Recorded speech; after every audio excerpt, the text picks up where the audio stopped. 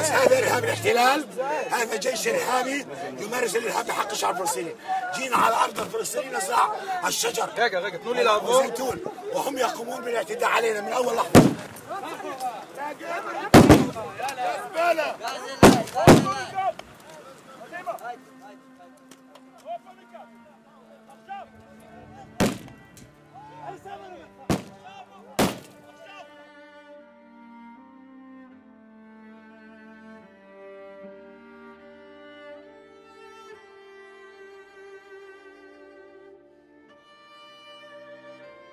زياد أبو عين الذي نالت منه آلة القتل الإسرائيلية في 10 من كانون الأول ديسمبر عام 2014 حفر اسمه بأحرف كبيرة وسط المشهد النضالي الفلسطيني وفي ذاكرة الشعب، ليتحول إلى رمز من رموز الوطنية الفلسطينية إلى جانب القادة العظام في مسيرتنا النضالية الطويلة.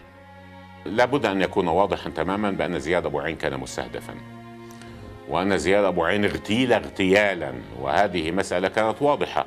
واغتيال زياد أبو عين مرتبط بمجموعة من القضايا، مرتبط بأنه فعلا أصبح هنالك تأثير ضاغط للمقاومة الشعبية على هذا الاحتلال. لذلك وجدنا ردود الفعل همجية غير عادية غير مسبوقة من قبل هذا الاحتلال بعمليات قتل للمقاومين الشعبيين، لنشطاء المقاومة الشعبية.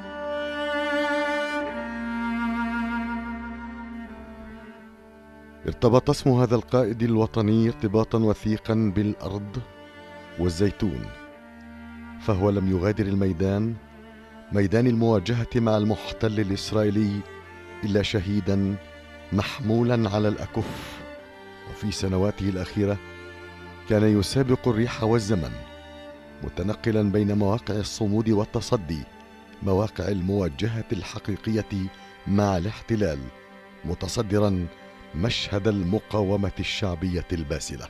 الخليل لن تبقى مستهدفة، لن تبقى مدينة الخليل بها هذه القطعان من المستوطنين الإسرائيليين. يجب أن يكون عام 2015 عام تحرير الخليل البلدة القديمة من كل الوجود الاستيطاني، ومن خلال إعمارها بشعبنا وبمؤسساتنا وبكل إمكانياتنا أن نضعها لتعود الخليل فلسطينية ومدينة إسلامية كما هي تاريخيا.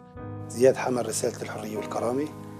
زياد بشكل دائم كان يقول على هذا المكتب: أنا وفي لكل من هو وفي للعمل ولفلسطين.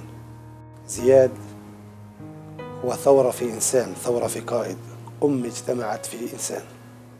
أنا بعتقد تجربتنا مع زياد كانت محفز إلنا إنه نحمل الرسالة بانتماء ووفاء.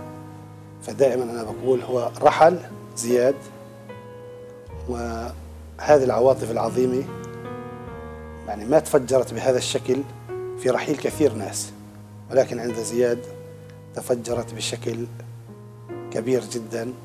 برز اسم زياد أبو عين مبكرا في ميدان المواجهة عندما اعتقلته قوات الاحتلال للمرة الأولى عام 77، وهو لا يزال في ريعان الشباب، وبالأخص عندما اعتقلته السلطات الأمريكية بعد مطاردة ساخنة من قبل الموساد الإسرائيلي والمخابرات الأمريكية عام 79، وزجته في أحد سجون مدينة شيكاغو.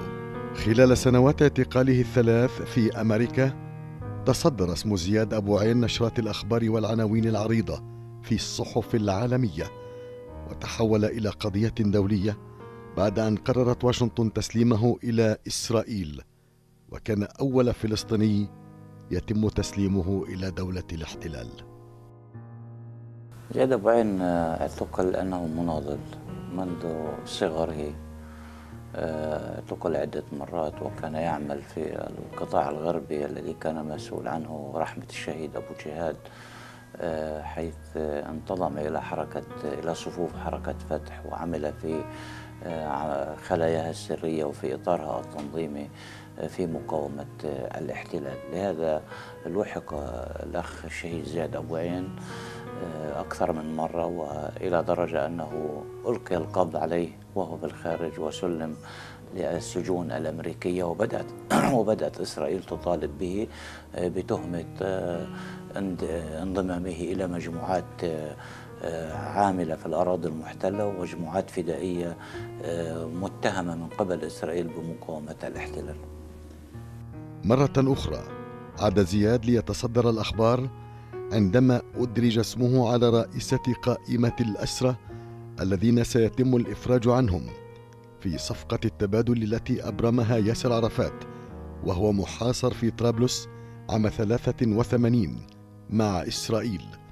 وخلال عملية الإفراج وفي اللحظة الأخيرة قامت قوات الاحتلال باختطافه من على سلم الطائرة في مطار اللد وأعادته إلى الأسر.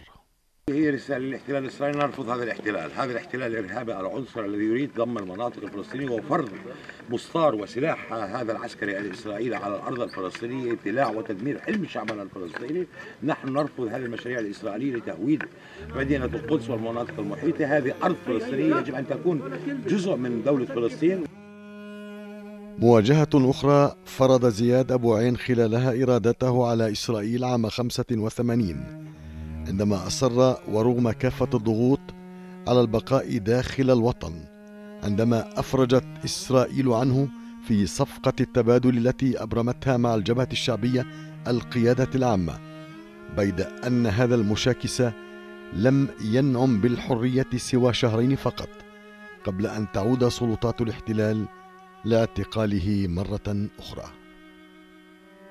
حياة القائد أبو عين سلسلة متواصلة من المحطات النضالية، كل واحدة منها تروي قصة مرحلة نضالية من عمر الشعب الفلسطيني، حياة أمضى الجزء الأكبر منها في المعتقلات الإسرائيلية، والجزء الآخر وهو يقارع الاحتلال على كل شبر من أرض فلسطين، تارة يقود مظاهرة أو مسيرة، وأخرى يزرع زيتونة أو يبني قرية على الأرض المهددة بالاستيطان وبجدار الفصل العنصري. وخلال حياته النضالية الطويلة تولى أبو عين مهاما ومسؤوليات نضالية داخل حركة فتح التي كان أحد أعضائها وكان منتخبا في مجلسها الثوري.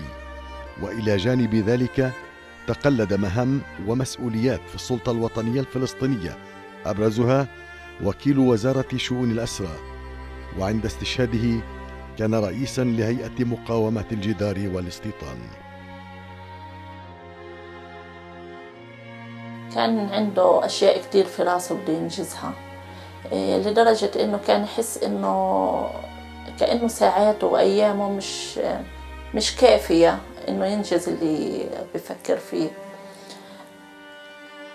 كان يتوجه للوزارة، أحكي معه خلال النهار إنه إمتى بدك تيجي، إمتى بدك تتغدى، إمتى كذا.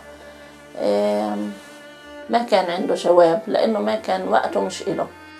كان يفكر مخططات كثيرة، كنت ناقش أنا وياه مخططات كيف يتحول التعليم للشباب مجاني، إنه كيف تخفف هجرة الشباب يتعلموا برا، كيف مشاكل الجامعات اللي كل سنة بتحدث إنه نتيجة رفع أقساط التعليم وهذا. فكنا نناقش إنه ليش ما تكون الجامعات هاي تابعة إلها مناطق صناعية، الطالب بيشتغل مقابل تعليمه وبنفس الوقت إنتاج هاي المصانع تتصدر ودخلها يروح للجامعات. من لا يعرف زياد أبو عين هذا القائد الوطني التلقائي المفعم دائما بالحيوية والنشاط؟ من منا لم يلامس بجسده زياد أبو عين أثناء التدافع في المسيرات والمواجهات في الانتفاضة الأولى والثانية وصدارة المقاومة الشعبية؟ الكل شاف شو اللي صار على كثير من شاشات التلفزيون، انه كيف استشهد، كيف. فكانت الاجراءات اللي بلشت، التصرفات الحقيره اللي انتهجها الجيش، انه هو هجم عليه مباشره اول ما وصل، اعتدوا عليه. فكل هاي الامور اللي صارت واللي توثقت بوسائل الاعلام بالكاميرات كلها بتدل على ان الجيش كان جاي واستنى في زياد ابو عين مشان يقتله.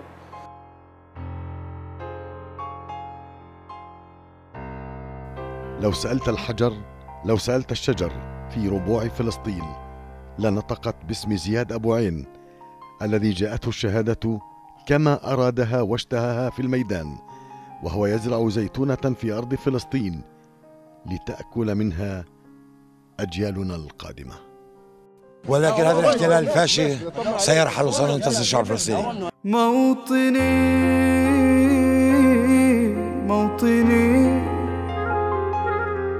الجلال والجمال والسناء والبهاء في رباك، في رباك، والحياة والنجاة والهناء والرجاء في هواك.